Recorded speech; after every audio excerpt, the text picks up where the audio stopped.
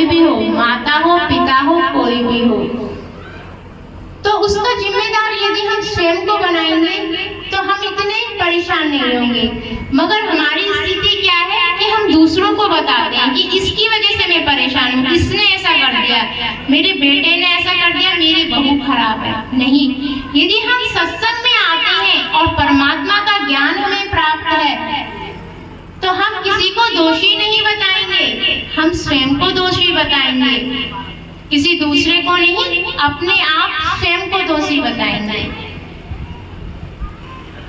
इसीलिए परमात्मा कहते हैं कि हमें अपने आप को जब तक हम जानेंगे नहीं कि मैं कौन हूँ, मैं कहाँ से आया हूँ, जब तक ये जिज्ञासा हमारे अंदर नहीं जगेगी। हम घर में जन्म लेते हैं, हमारे माता पिता जैसा हमसे करवाते हैं वैसा हम करते हैं, जिस भी धर्म में होते हैं। कभी आपने सोचा है कि एक हॉस्पिटल में सभी धर्मों की माताओं ने बच्चों को जन्म दिया और किसी भी वजह से, किसी भी भूकंप की वजह से बच्चे इधर से उधर हो जाए, हिंदू का बच्चा मुस्लिम में, मुस्लिम का बच्चा हिंदू में, तो वो उस धर्म में जाके उसको फॉलो करने लगेगा। क्या बच्चे बदल गए, आत्माएं बदल गई?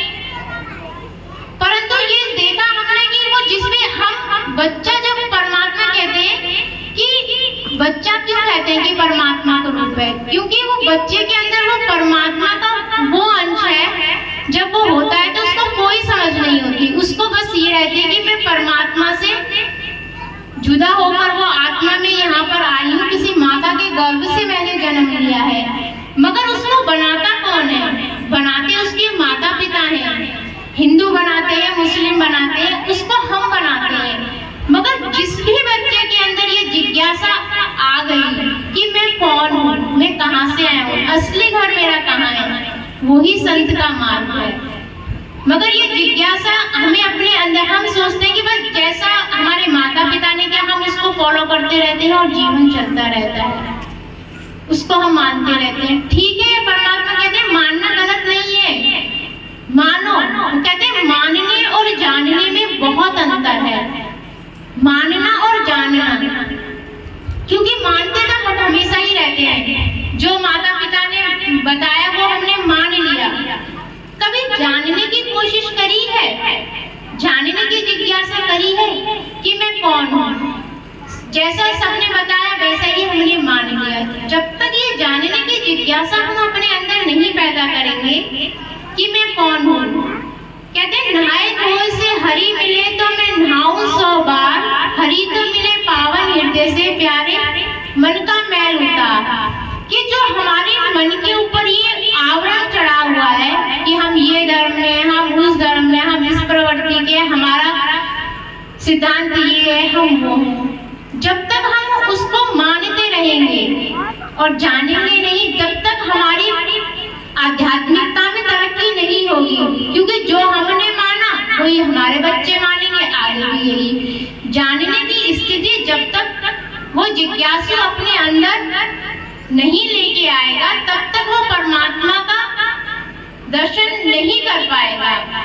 तो उस परमात्मा के दर्शन के लिए कहते हैं कि हमें अपने अंदर वो परमात्मा की ज्योत को जलाना होगा, वो जिज्ञासा हमें अपने अंदर पैदा करनी होगी।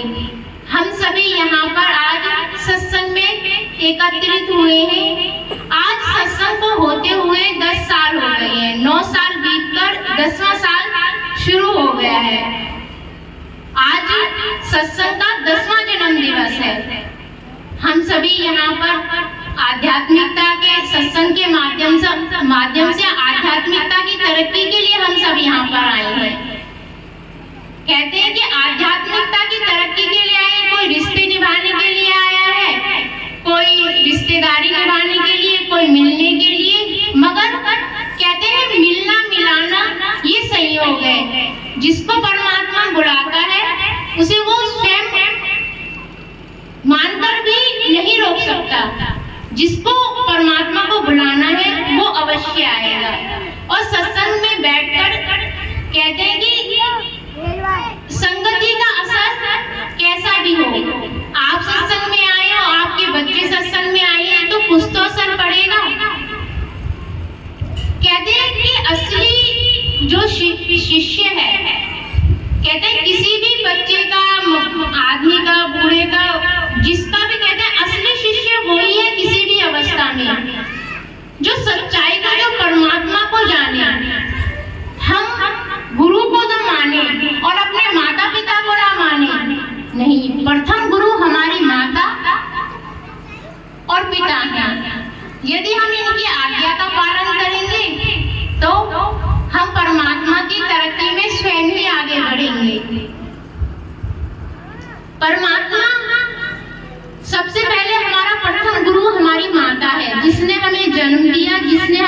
लायक बनाया कि हम इस देह में आए और उनके माध्यम से हम सत्संग में आए। तो सबसे पहला तो हमारा गुरु हमारी माता है, वो जो हमें शिक्षा देती है।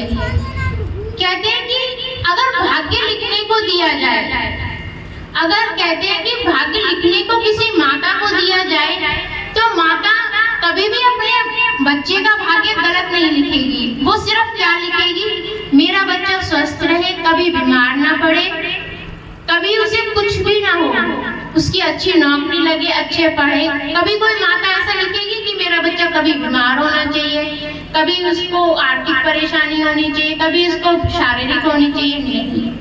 तो हम कैसा सोचते हैं कि परमात्मा हमारे लिए गलत लिख सकता है, हमारा भाग्य परमात्मा गलत लिख सकता है, परंतु फिर भी हमारे संग में जो भी गलत घटता है वो क्यों घटता है? क्योंकि भाग्य परमात्मा ने ऐसा भाग्य लिखा। परमात्मा ने भाग्य नहीं लिखा, हम भाग्य स्वयं बनाते हैं। जो भी हम इस जन्म में करते हैं वही हमारा अगले जन्म का भाग्य है। इस बात को हम अपनी गांठ बांध लें कि कर्म का सिद्धांत ये है। कहते हैं हम कोई भी चीज हम आकाश में डालेंगे तो वो नीचे गिरेगी। तो हम प्रकृति के नियमों के विरुद्ध कैसे जा सकते हैं? सब कुछ इस प्रकृति ने हमें दिया है, तो हम इसके नियम के विरुद्ध कैसे जा सकते हैं? जैसा बीज बोओगे वैसा ही फल काटोगे। यदि हम अपने माता पिताओं के साथ अच्छा करते हैं, माता पिता के साथ, तो हमारे बच्चे भी हमारे साथ अच्छा करेंगे। यदि हम गलत करते हैं तो हम कैसे अपने बच्चों से उम्मीद रख लें कि हमारे बच्चे हमारे साथ अच्छा व्यवहार करेंगे? क्योंकि वो देख रहे हैं, वो छोटे पौधे हैं, वो देख रहे हैं कि हमारे माता पिता क्या कर रहे हैं। कहते बड़ों से ज्यादा छोटों में बुद्धि होती है, वो बड़ी जल्दी हर किसी बात को कैच कर लेते हैं। जब हम बड़े अपने माता पिताओं से सही से बात नहीं करेंगे, माता और पिता से, तो हमारे बच्चों से हम क्या सोच सकते हैं, उम्मीद रख सकते हैं? इसीलिए पहले स्वयं अच्छा बनो, पहले स्वयं अच्छा बनो, फिर आगे उम्मीद करो कि हमारे बच्चे भी हमारे साथ अच्छा व्यवहार करेंगे। इसीलिए परमात्मा हरेक उस शब्दों में, हरेक उस वाणी में, संतों की वाणी सिर्फ एक है कि धर्म कोई भी हो, महात्मा बुद्ध किसी भी धर्म में रहे, मगर उन्होंने कभी अपने धर्म का प्रचार नहीं, सिर्फ उन्होंने अपने अंदर का ज्ञान दिया। उनके शिष्य आनंद, जो कि उनके सबसे प्रिय शिष्य थे, उन्होंने कहा कि स्वयं अपने दिए स्वयं बनो। कि अपने दिए स्वयं बनो का अर्थ है कि यदि तुम्हारे आगे कोई लालटेन लेके चलता रहे और तुम उसके पीछे पीछे चलते रहो कि ठीक है ये हमें रोशनी दिखा रहा है, परंतु जैसे ही उसका तेल खत्म हो या उसकी रोशनी, उसका रास्ता कुछ हो, तो तुम भटक जाओगे। तो हम क्यों ये सोचें कि जो हमारे माता पिता हमें बता रहे हैं जिस भी रास्ते पे, हम इसी रास्ते पे चलेंगे? तो हम उस जानने की स्थिति में आओ। जब महात्मा बुद्ध का अंतिम समय था तो इसीलिए वो उनके शिष्य रो रहे थे कि क्यों रो रहा हूं मैं? क्योंकि जब उन्होंने बोला गौतम बुद्ध ने कि तू इसलिए रो रहा है कि तूने सिर्फ मेरे पीछे पीछे क्यों गया है, तूने अभी तक अपना दिया स्वयं नहीं जलाया है। जब तक तू आनंद अपना दिया स्वयं नहीं जलाएगा, मैं तो जा रहा हूँ, मैं तो इस दुनिया से अब जा रहा हूँ, इस देह को छोड़कर जा रहा हूँ, परंतु आनंद जब तक तू अपना दिया स्वयं नहीं जलाएगा तब तक तू आगे की तरक्की नहीं कर पाएगा। अभी तक तू मेरे पीछे पीछे चला था, ठीक है मैंने जैसा बताया तू चला, मगर तू अपने आप स्वयं तो देख। धर्म कोई भी हो, कहते हैं कि सीढ़ी पर जब हम चढ़ते हैं, चाहे लोहे की सीढ़ी से चढ़े, चाहे बांस की सीढ़ी से, चाहे सीमेंटेड सीढ़ी से जब हम चढ़ते हैं, तो रास्ता कोई भी हो, मंजिल एक है। जब हम उस मंजिल तक पहुंच जाते हैं, उस परमपिता परमेश्वर की ईश्वरीय शक्ति से जब हम एक में एक हो जाते हैं, तब सही मायनों में अर्थ पता चलता है कि ये सब तो बाहर की चीजें थी, अंदर तो सब एक है। जैसे स्वामी जी महाराज ने कहा कि राम रहीम कबीर नो केसो कुछ नहीं था, कुछ नहीं, कि वहाँ पर कुछ नहीं था, सब एक था। कुछ वहाँ पर दो नहीं था, 2 और 3 और 4 और सब धर्मों में अलग अलग सिर्फ यही बात है। परंतु जब हम अंदर जाएंगे तो सिर्फ एक चीज रहती है, राधा और स्वामी। हम उसको चाहे राधा कृष्ण के नाम से बोले चाहे किसी, मगर कृष्ण जब तक ही बाहर रहता है, जब तक हम उसको अंदर देखते नहीं है। कहते हैं कि हम जिस भी धर्म में हैं, किसी को धर्म परिवर्तन का इधर कोई अर्थ नहीं है। हम जिस भी धर्म में, अगर हमें राम को खोजना है, किसी देवी को खोजना है या किसी को भी खोजना है, तो बाहर से ना खोजें, उसे अंदर से खोजें, क्योंकि वो सब चीजें हमारे अंदर में है। जब हम ध्यान लगाएंगे, हम ठीक है हमने पूजा कर ली, पाठ कर ली हमारा, क्योंकि कहते हैं कोई कुछ नहीं छोड़ो मगर उसमें जोड़ो। सत्संग के माध्यम से उसमें कुछ जोड़ो, छोड़ने के लिए नहीं कुछ कहा, सिर्फ जोड़ने के लिए। सत्संग सिर्फ जोड़ने के लिए कहता है कि अपने अंदर उस परमात्मा की, उस परम पिता परमेश्वर की वो ईश्वरीय शक्ति को अपने अंदर में जोड़ो।